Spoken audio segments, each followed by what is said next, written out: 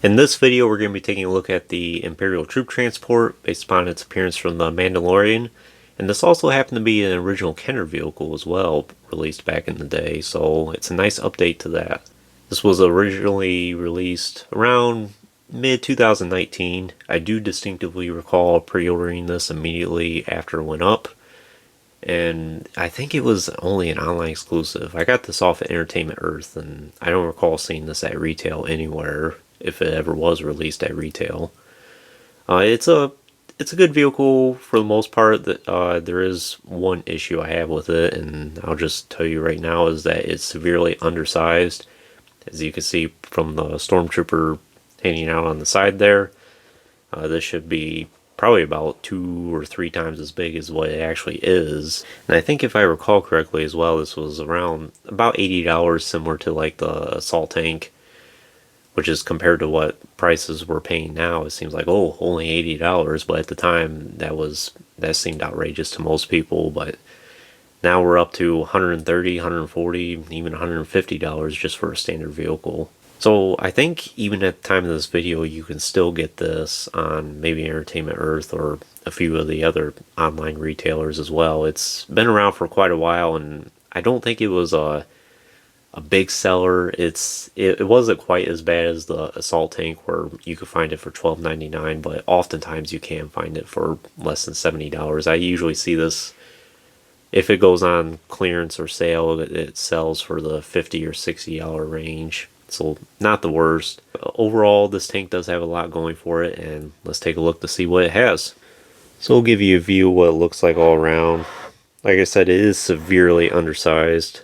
And I'll point this out right now. This turret on top here, I don't think the Empire would design a vehicle there where the turret will accidentally shoot the Stormtrooper's head. There'd be a lot of mishap reports to fill out. But it does have a lot of nice weathering on this. You can tell it's seen some action.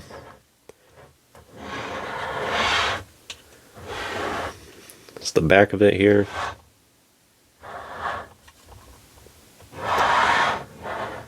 Side of it, about the same in terms of weathering and what there is to see here. And the front of it here. So the first thing we'll take a look at is the inside of the cockpit here. And it can be kind of tricky to get that door open. So you just pop that open, and I have the ATST driver in there. I think there is a specific driver that goes to these troop transports. If I recall correctly, it's the ones we saw in Rebels. And there is a Rebels version of this troop transport that was released, which I think is even smaller yet from this one. And there was the driver that was released in the Rebels line at the time, which unfortunately most people didn't find most of the Rebels line. And I think that particular driver is pretty expensive on the aftermarket. Would be nice if we can get a TBC version, but who knows at this point. So there's the inside of the door there. We have a sticker of all the gadgets and panels there. This turret on the side here doesn't move. Either one doesn't. We can see what it looks like on the inside there.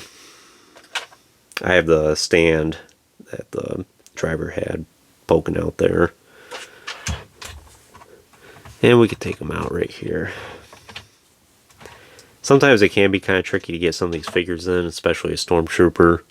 ATST driver I found to be the easiest one. See what it looks like completely opened up there. Has a window to where you can talk to the troops back there. Lots of nice detailing in the control panel there. And you can move this gear shift around. And it even moves around like that. And it looks like he even has a radar on it. Other side, basically the same thing. I think a little bit different sticker design. Or actually it's about the same thing. And same thing with this control panel here. And doors pop into place pretty good. So going into the top here, you can take this top latch off and you could have a stormtrooper peering out over the top there. Again, this turret here, that would be a huge mishap report. Kind of see what it looks like in the inside there. And we'll peer more into it in a second.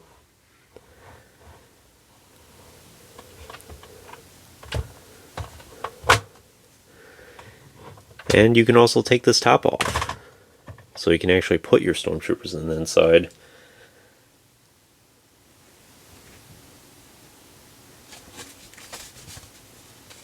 Nice detailing in the inside there.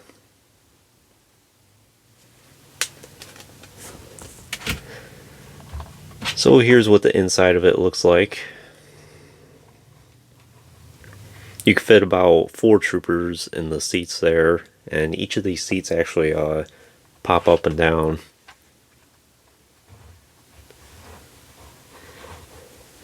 And they just go into like this position here. These seats here you can't take down, but just these 4 you can.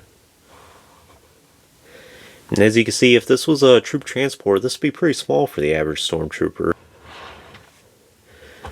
There is something interesting here. There is a weapons rack, as you can see on towards the front there, and you can fit the E11. The racks on the outsides, the E11 fits in pretty good, but once you start getting towards the inside here, they don't really fit very well, unless you can somehow either wedge the E11 in, and you might potentially ruin it along the way, or you're just going to have to deal with it as is. As you can see, I have it where it's just barely in place, but the ones on the 2 on the outsides here seem to fit pretty good. But it's nice that they included a weapons rack. It's another place to store any extra weapons that you have for your stormtroopers. Side's basically the same thing.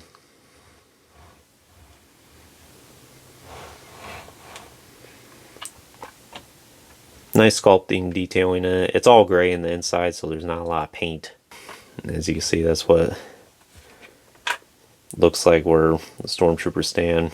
No detail in the inside there.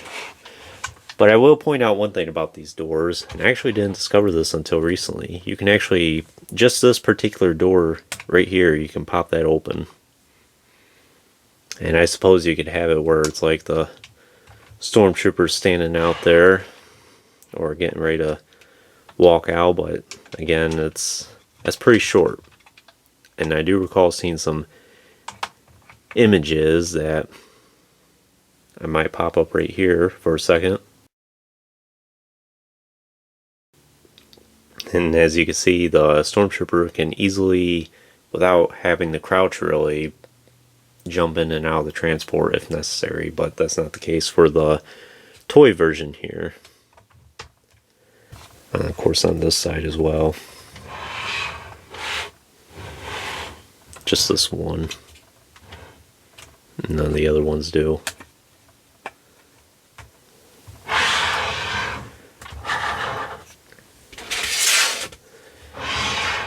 And pretty much one last feature about this is that the back hatch can open up. And you could have your stormtroopers rushing into battle. Again, they would have to crouch down pretty low to be able to get out of this thing. So if this is what the Empire really designed, I think they need to go back to the drawing board on this one. See what it looks like with this popped into place. And this top hatch does stay on pretty good. It's not loose or anything. That's what it looks like in the inside there. And that pops into place pretty good. I will mention one more thing as well. It does roll really well, a lot better than the assault tank does, where you can barely move those treads at all, but this has no problem moving at all.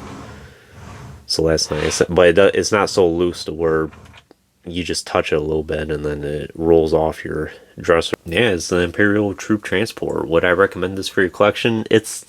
I'll say it's not a must-have. It's kind of boring, And like I said, it is undersized. I suppose if you were a collector of the original Kenner line, then you might cherish this a lot more. But if you're very selective about which vehicles you can have for your collection, or if you're for space reasons, or you're particular about what you have, then I think this is an easy pass on your part. There's much better things out there that you can get for Hasbro Star Wars vehicle. I don't think this does the troop transport complete justice. With it being severely undersized, I think is a big negative for it. It just doesn't look right at all, as you can see with the Stormtrooper popping out there. No troop transport would ever be designed this way in real life, or even in the Star Wars world it wouldn't be.